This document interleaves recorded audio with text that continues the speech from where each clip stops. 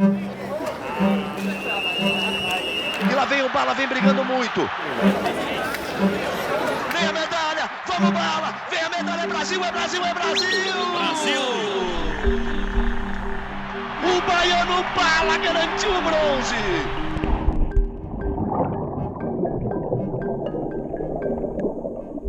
Quando eu olho para esse momento agora, olhar para trás e ver a minha infância, ver como eu comecei, ver de que forma eu me mantive dentro do esporte, eu vejo muita dificuldade, mas vejo também muita luta e muita perseverança para alcançar o meu objetivo. Chuta pra mamãe, vai!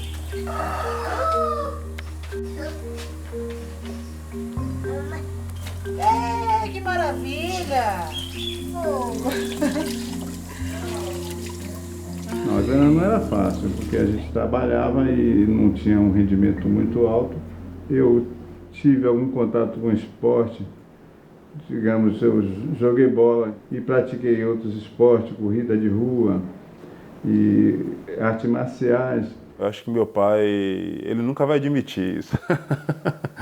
Mas eu tenho quase certeza que meu pai idealizou em mim a figura esportiva que ele não conseguiu ser assim. Pensei em colocá-lo no esporte para que ele tivesse principalmente saúde. Vivia constantemente resfriado, né? Aí eu procurei uma médica e quando ele já estava em uma certa idade, ela me orientou a que colocasse em algum esporte, tipo natação, que era melhor.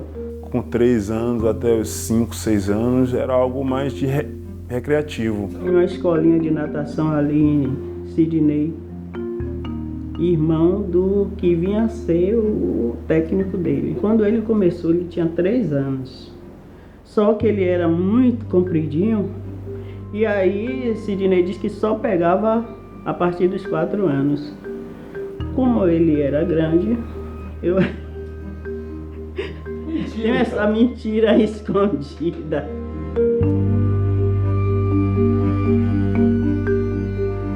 Não queria fazer a natação. Aí chegava na borda da piscina, se deitava. Eu gostava até, mas tem dias que você está de saco cheio e você não quer ir para natação. Por exemplo, período chuvoso. Você, uma criança de 5, 6 anos, detesta ir para entrar numa piscina gelada. A participação dele nas aulas de natação, ele estava sempre se destacando, sempre chegando na frente, mesmo sem disputa.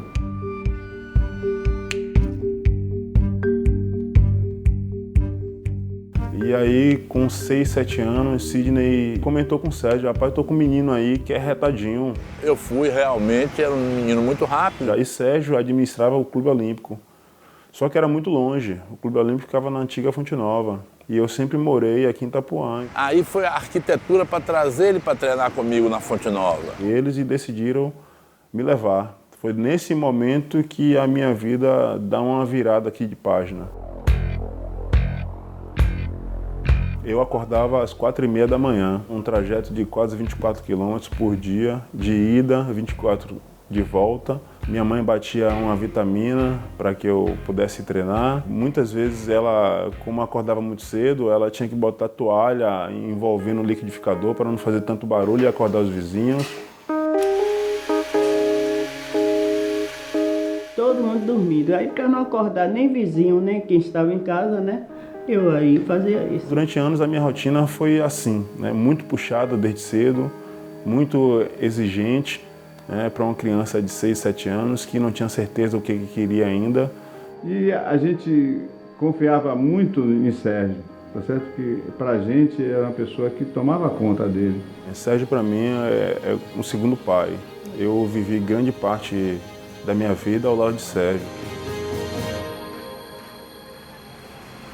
É meio complicado a gente chegar aí. Hoje, depois de feito as coisas, vim falar. Mas você tem a certeza de que eu não me esforço para isso acontecer. O Sérgio teve a paciência de lapidar uma pedra que chegou para ele. Eu cheguei com 6, 7 anos na mão de Sérgio e só fui ser medalhista olímpico com 22 anos.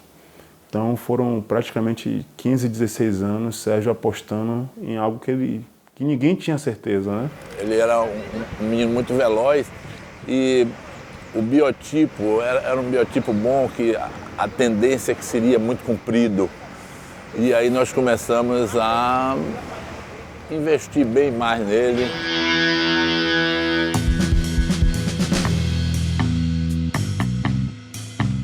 O Bala surgiu de uma competição no Norte-Nordeste que eu participei em Fortaleza. O juiz falou as suas marcas, todo mundo se posicionou e o juiz deu a partida. Todos pularam, menos eu. Eu pulei atrasado, ganhei a prova e bati o recorde Norte-Nordeste. Quando eu saí, que eu fui para a arquibancada para falar com minha mãe, os pais de outros atletas falaram: porra, rapaz, você nadou parecendo uma bala, parecendo uma bala. E aí o apelido ficou Edivaldo Bala Valério, né? Olha o bala, olha o bala, olha o bala, olha o bala.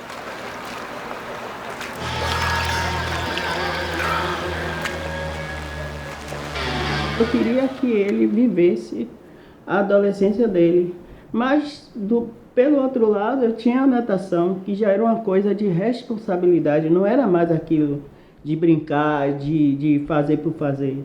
Tinha uma responsabilidade, ele tinha que dar uma resposta. Como eu não tinha certeza do que esperar do esporte, eu diversas vezes questionei por que eu estava ali, por que só eu estava ali. Poxa, eu não posso fazer nada, só natação. Eu preciso fazer outra coisa. Uma vez ele me questionou isso, né?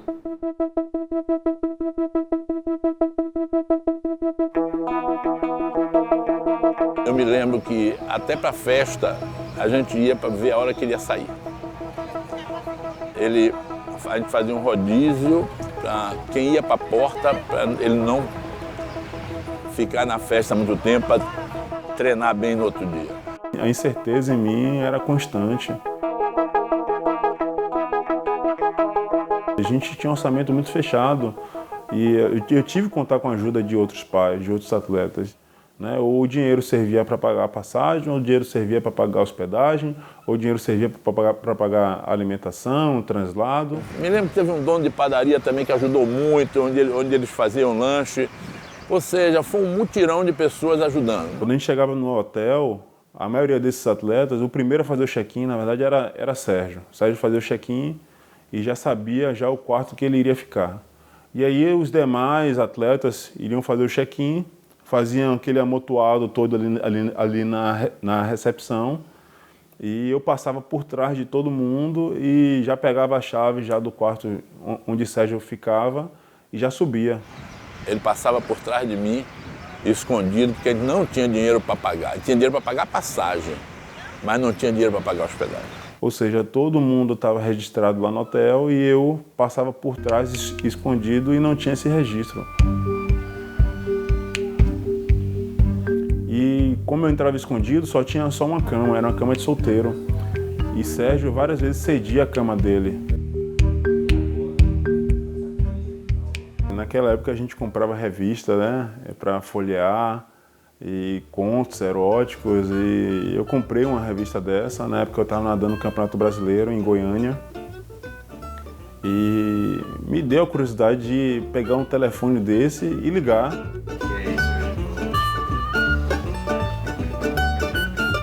Como quem não tem muita experiência, você acaba se envolvendo, né? E você vai ouvindo a conversa e vai querendo saber mais, e o intuito dessa ligação é te prender mais no telefone. Na verdade era uma secretária, né? Uma secretária que ia falando e eu achando que era uma mulher mesmo falando. Aí aperte 2 para não sei o que, aperte 5 para não sei o que. Se você quer conversar com não sei quem, aperte 4. E eu ia apertando.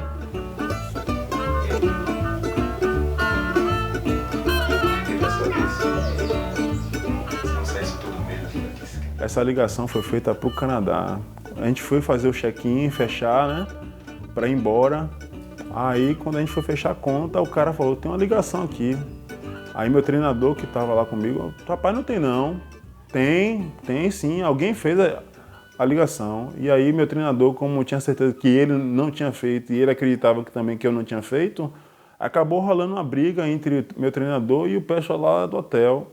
E aí resolveram chamar a polícia. Eu fui encaminhado para a delegacia junto com o meu treinador. Como era um atleta lá de menor, quem tinha que responder era meu treinador. E aí a gente aqui, sem saber o que estava acontecendo por lá, se ele estava numa sala, se ele estava conversando com alguém, se alguém tinha entendido a situação, se alguém ia resolver a situação. Aí foi um negócio assim de desespero.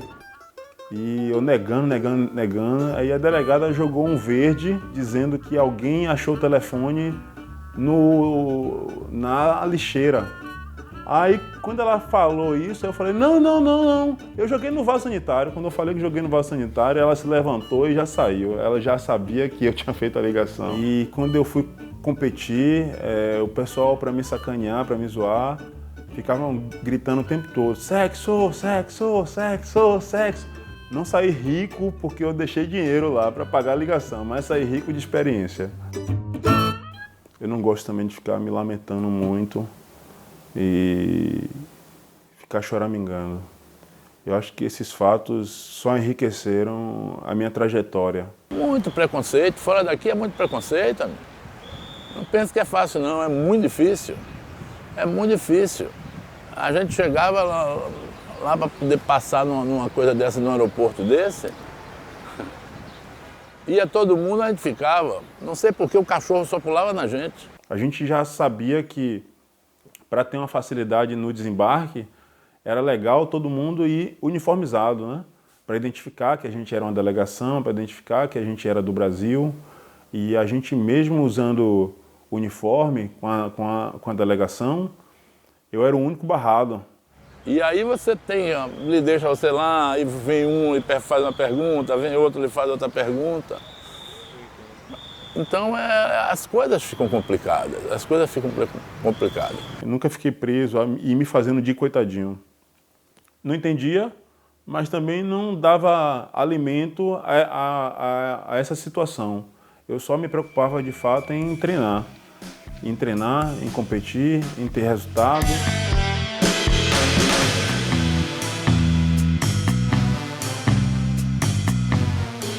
Quando a gente vê e assiste uma competição, é difícil a gente ver um atleta da raça negra, por causa justamente da flutuabilidade. O atleta negro tem uma dificuldade enorme em flutuar.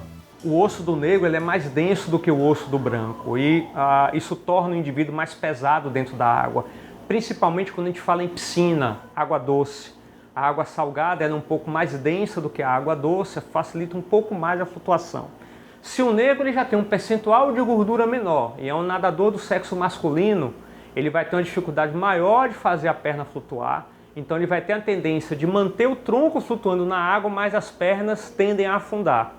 Isso gera um arrasto maior dentro da água, consequentemente esse nadador negro ele teria que fazer um pouco mais de esforço para conseguir vencer a mesma distância na piscina no mesmo tempo que o nadador branco. Nós temos uma população negra com a renda mais baixa e uma população branca minoritária com os 10% da renda mais alta. Então essa diferença social ainda interfere a que atletas de origem negra, de uma classe social mais baixa, eles consigam ser bem-sucedidos em esportes onde o custo do treinamento e o custo da prática desse esporte é mais elevado. Ele não pode mudar a genética dele, ele não pode mudar a origem, a raça dele, mas se a diferença genética para ele não é tão grande, se ele compensa com o treinamento, um pouco mais de dedicação, ele consegue diminuir essa diferença, igualar e, como aconteceu no caso dele, um grande campeão, superar essas diferenças com o treinamento, com a dedicação. Eu acho que ele sempre foi um grande atleta. Ele escolheu aquilo. Gente, quantos milhões de ladrilhos ele contou? Eu digo contar ladrilhos porque eu digo que o nadador conta os ladrilhos, ele fica ali na piscina horas e horas olhando. É a única coisa que ele vê só os ladrilhos no fundo da piscina. Eu sou o único atleta negro e nadador no Brasil a ter ganho uma medalha olímpica. Então isso é algo inédito e que eu posso entender sim que eu venci a ciência. Além de vencer o preconceito, eu venci a ciência. Que eu mostrei que é possível, eu mostrei que um atleta negro pode sim ser um atleta competitivo e buscar sonhos maiores.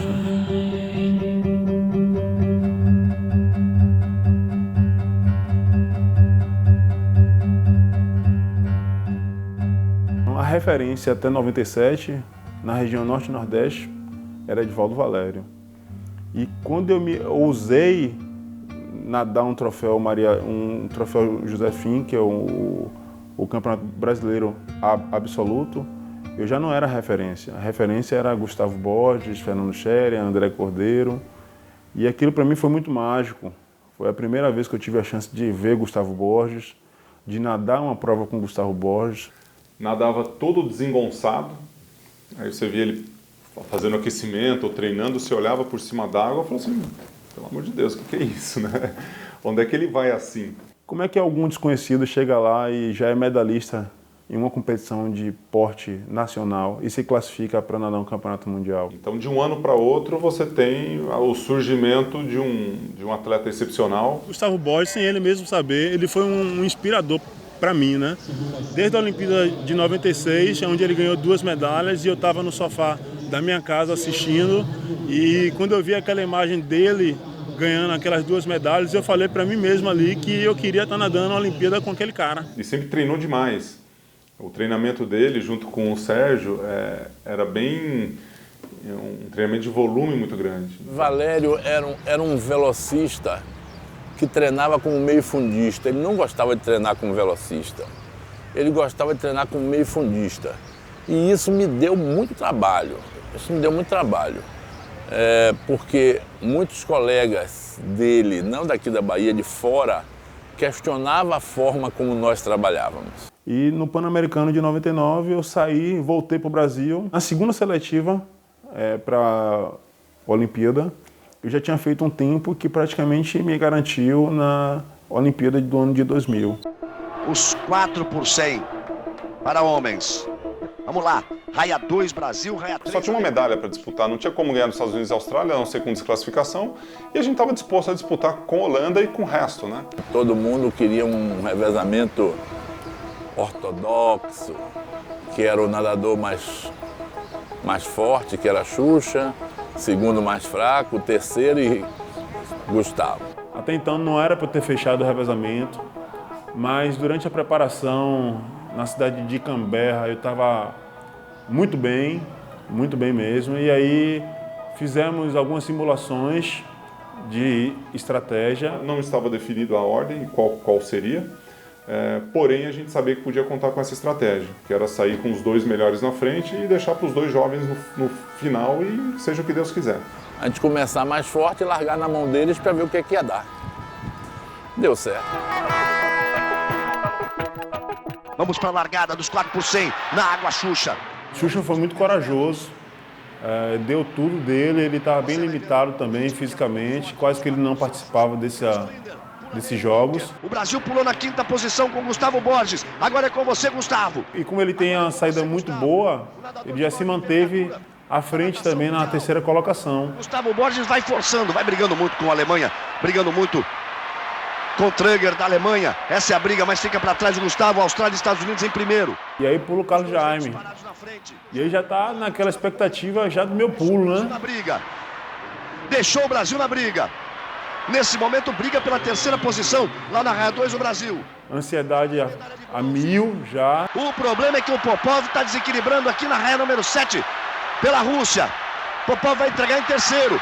Chegou, vai o Bala para a água. É com você agora. E foi uma coisa emocionante, né? O Bala nada forte, o Bala tenta. A minha característica era passar mais tranquilo, mais fraco e voltar forte. Edivaldo Valério. Tem a possibilidade o Brasil do bronze.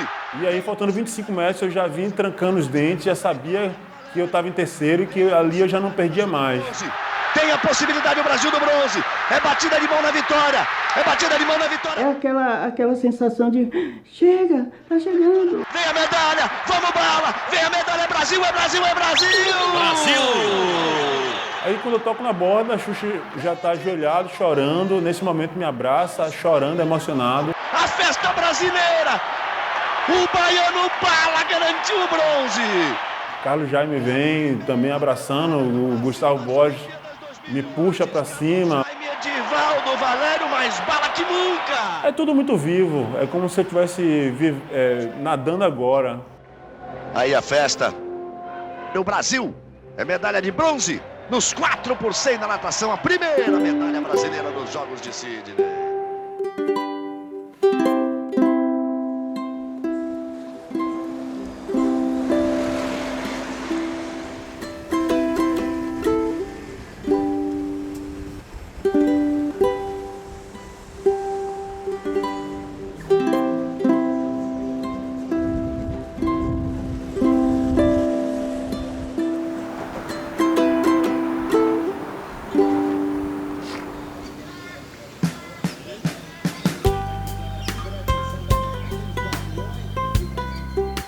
É uma mistura aqui de sentimentos, de reviver algo importante da minha vida, da minha trajetória esportiva.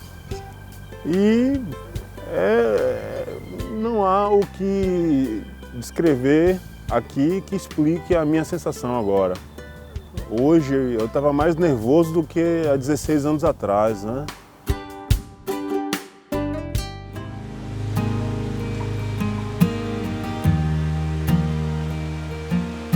Essa conquista foi alcançada utilizando esse traje aqui, ó, um Aquablade. Ele é muito polêmico, né? Porque tinha a logomarca do meu patrocinador, que eu acabei riscando, no qual não era permitido usar nenhuma marca de patrocinador esportivo pessoal. E eu podia correr o risco de perder a medalha se a equipe que tivesse ficado em quarto, no caso a Alemanha, entrasse com recurso. Mas aí ficou aquele momento apreensivo e a dúvida de que se a gente iria perder ou não a medalha. Mas graças a Deus, ele foi tão bom que ocorreu tudo como tinha que ser mesmo. A gente ganhou a medalha olímpica, mas a polêmica foi essa. E o traje utilizado da polêmica foi esse aqui, ó.